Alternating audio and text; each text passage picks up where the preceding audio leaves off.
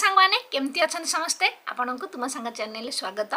Friends आपन जदि टिके कलर कम अच्छी गोरा हाँ चाहूँ कारण देखो आम समस्ते चाहिए आम फेस आहरी गोरा हो जाऊ आहरी सुंदर हो जाऊ आहरी किपरि आम अधिक गोरा देखा सुंदर देखा समस्त इच्छा थाए। तो आपण मैंने टिके जदि कलर कम अच्छी टैनिंग जदि आपण स्किन कला पड़ जाए कारण एपरी देखो बहुत समय होता है खरा सूर्य किरण आम स्किन बहुत ही टैनिंग हो जाए कला पड़ जाए। आ बहुत कमेंट आसुचे कि दीदी आम प्रथम बहुत गोरा थी धीरे धीरे आम कला पड़ जाऊँ आम फेस रे ग्लो आसुनी व्रण हो जाऊँगी दाग दबा हो गलानी तो फेस कौन करूँ। तो यसबू जदि आपंकर भी समस्या अच्छी तो आज वीडियो थोड़े आप निहाती देखिए लगेबे देखिए गोटे थर ही आपण समस्या 50% कमिज पूरा अधा कमिज। आपको जो आप 8-10 थर लगेदेवे देखिए आपण मुह केते गोरा और केते उज्जवल देखा जदि दाग धबा थी व्रण समस्या थी अनइवन स्किन टोन थी पूरा पूरी दूर हो आपण फेस गोटे नुआ ग्लो पाइब आपण फेस गोटे नुआ ग्लो कर बहुत ही गोरा और बहुत ही उज्जवल भी देखा।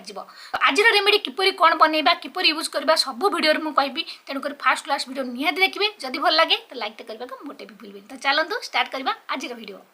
तो आज most powerful skin whitening brightening ये जो फेस पैक बनब आपाई दरकार पड़ो प्रथम जिनस मसूर डाली। तो यहीपर देखूँ 2 मुठा पाखापाखि नहीं जाए मसूर डाली ता सहित ने 2 मुठा पाखापाखि अरुआ चाउल आपन घर छोट बड़ जेकोसी अरुआ चाउल अच्छी नियंतु मसूर डाली और अरुआ चाउल को भल से पूरा ग्राइंडिंग करदे पूरा भल से पूरा ग्राइंडिंग करदे या चलेकी पूरा फाइन पाउडर करके आपन या बनईकी रखिए स्टोर करके चलेकी या रखी बनईकी पाउडर दुईटा जिनस को मिसेकी तो मुझे आगुरी सब यूज कर मिसेकी रखी। तो आउ गोटे जिनस देखो तो आम यूज करवा आलू गोटे आलू ने धोईकी परिष्कार करने चोपा मोटा छड़ेबेनी तार फाड़े आलू आमको दरकार पड़ो फाड़े आलू ने आउ भल से ग्रेड करने छोट ग्रेटर थी से ग्रेड करके आम यार जूस बाहर करवा माने रस आमको दरकार 2-3 चामच आलूर रस ये आम यूज करवा। ये सब जिनस मुझे आज यूज करते पावरफुल गोटे थर देखिए आपण मुँह केते गोरा देखा। तो आलूर रस ग्रेड कर सारापर तार रस को देखो ये मुझे बाहर कर देती 2-3 चामच रस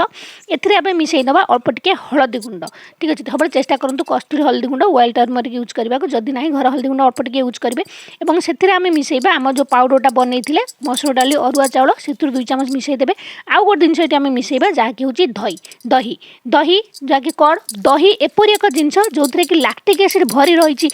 विटामिन्स और मिनेराल्स एत मात्रा रही जहाँकि आपण स्किन को हेल्दी बनइब गोरा बनइब स्मूथ बनइब आपण स्किन ने साइन आनिब। तो सब जिन गोलेला आउ गोटे जिनस यूज करवा जहाँ हूँ स्वीट आलमंड ऑयल बादाम तेल जदि आपण पाखे स्वीट आलमंड ऑयल ना तो किसी कथा नहीं आपड़ ये 8-10 बुंदा नड़िया तेल भी यूज करेंगे। ऑयल स्किन हो ड्राई स्किन हो कॉम्बिनेशन स्किन हो समस्ते या यूज करेंगे ऑयल समस्ते यूज करेंगे। तो ऑयल मिसेक रेडी करदे। तो प्रथम देखो फेस को आम धोई नवा देखो मोर फेस के डल देखा जाऊँगी। तो कौन होता है जिते आम आम स्किन माने डेड स्किन को रिमूव न करी आम स्किन पूरा खराब हो जाए। तो ये जो पैकटा आज बनला यह गोटे आपण स्किन को ब्लीच करने सहित डेड स्किन को रिमूव कर गोटे ब्लीच काम कर सहित गोटे स्क्रब काम कर आपन को सब यूज करवा ना मात्र सप्ताह थरे आप यूज करेंगे। आपड़ चाहिए तो यह फुल बॉडी भी यूज करेंगे जदि आप चाहते तो छुट्टी दिन देखिए पूरा बेसी क्वांटिटी बनई नि फुल बॉडी आप यूज करूँ गोटे थर ही देखिए आपण स्किन माने केते गोरा देखा। तो फेस लगेदेवे धीरे धीरे हल्का हल्का करी को गोटे मिनिट में मसाज करेंगे। यह द्वारा आपण स्किन डेड स्किन रिमूव हम नाक पाखापाखि जगह ओठ साइड जगह ये सब जगह मसाज करेंगे कारण ये ब्लैक हेड्स व्हाइट हेड्स होता है जहाँकि बहुत ही खराब देखा जाए से जगह निहाती आप भल से मसाज करेंगे बेकर भल से लगेदेवे। और जब पूरा गाधेला बेले लगे दूसरी तो पूरा बहुत ही भल पूरा बॉडी आप लगे दिंतु कारण सप्ताह थरे निहाती एपर लगेवा दरकार जहाँद्वारा कि डेड स्किन रिमूव हम आपन तो मार्केट एत सारा आणिकी जो स्क्रब बॉडी पॉलिशिंग स्क्रब आणिक लगौं एत टंका दामी दामी दे यह थोड़े लगे देखूँ आउ यार कमाल आप देखिए। तो देखो गोटे मिनिट में मसाज करेंगे तापर पूरा बॉडी फेस रे पूरा बॉडी जो लगे चाहते लगेदेवे 10-15 मिनिट में रखिए तापर ओदा हाथ ही मसाज करदे कारण भल से बाहरी जी ओदा करदे तापर आपड़ या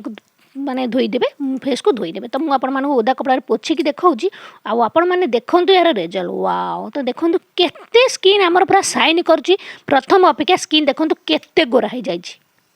जदि आपण मुहरे व्रण थी दाग धबा थी टैनिंग थी पिगमेंटेशन थी सब दूर हम कारण यह गोटे नेचुरल स्क्रब जितेबाला आपण स्किन स्क्रब यूज करेंगे डेड स्किन को रिमूव करेंगे आपे आपे आपण स्किन अधा प्रोब्लेम से ही दूर हो तो आपण मैंने लाइव प्रूफ देखूँ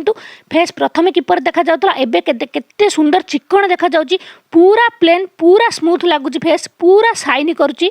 जितेबाला आपण मृत कोशिका हटिଯିବ टैनिंग हटिଯିବ पिगमेंटेशन हटिଯିବ कला परत हटिଯିବ आपे आपे आपण स्किन बहुत ही गोरा बहुत ही उज्जवल देखा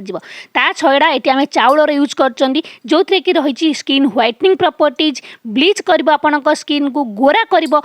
सहित मसूर डाल रही bleaching agent and vitamin C जहाँकि आपण स्किन को गोरा कर हेल्प करता है आ दही तो आपण स्किन पे बहुत भल होता है पूरा गोरा करदे आपण मुँह को तो मुँह को क्लीन कर सफा कर सारापर गोलाप जल लगे तापर मॉइस्चराइजर जहाँ लगाउछन लगेदेवे नाई तो एलोवेरा जेल टिके लगेदेवे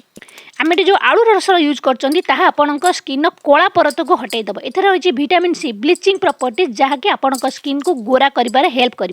नेचुरल जिनस आपण स्किन को गोरा करेंगे सुंदर करेंगे टैनिंग को दूर करेंगे जो थे टिके भी केमिकल्स ना आपण स्किन को खराब करनी बरं जिते आपण या यूज करेंगे धीरे धीरे आपण स्किन आहरी गोरा आहरी सुंदर हो चलो तो आपण या सप्ताह थर थर कर किसी दिन यूज करंतु आउ तापर देखंतु आपण मुँह किपरि हीरा परि चमकुची किपरि गोरा